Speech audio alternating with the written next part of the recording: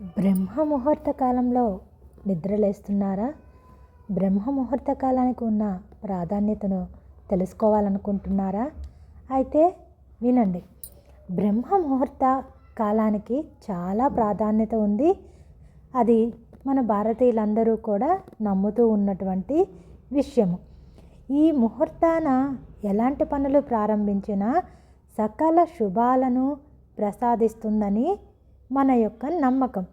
బ్రహ్మ ముహూర్తానికి ఎందుకింత ప్రాధాన్యత ఇస్తున్నాము అంటే, సూర్యోదయానికి 48 నిమిషాల ముందు సమయం, అసురి ముహూర్తానికి ముందుగా వచ్చేటటువంటి 48 నిమిషాలు సమయాన్నే బ్రహ్మ ముహూర్తంగా చెప్తారు.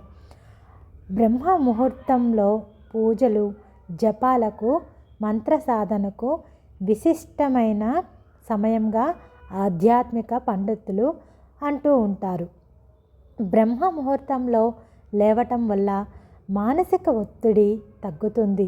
ఉదయాన్నే నిద్రలేస్తే ఇంటి పనులన్నీ ఆందోళన లేకుండా అయిపోతాయి.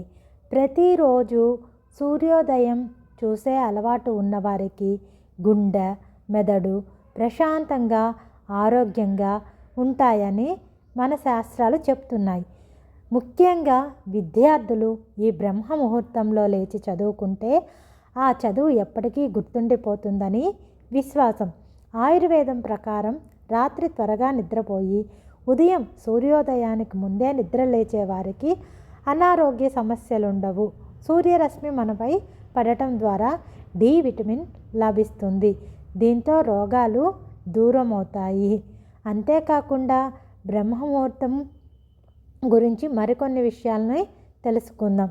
రాత్రి భాగంలో ఆఖరి 48 నిమిషాలను, సూర్యోదయానికి ముందు 48 నిమిషాలను బ్రహ్మ ముహూర్తం అంటారు.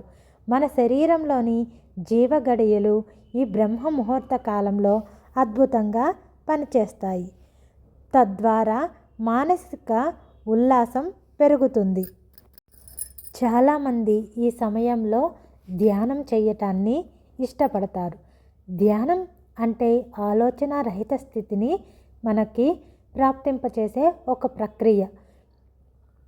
అంతేకాకుండా ధ్యానం చేయటం వల్ల మనము మెలకువతో కూడా ఆలోచన రహిత స్థితిని ధ్యానం ద్వారా పొందుతాము.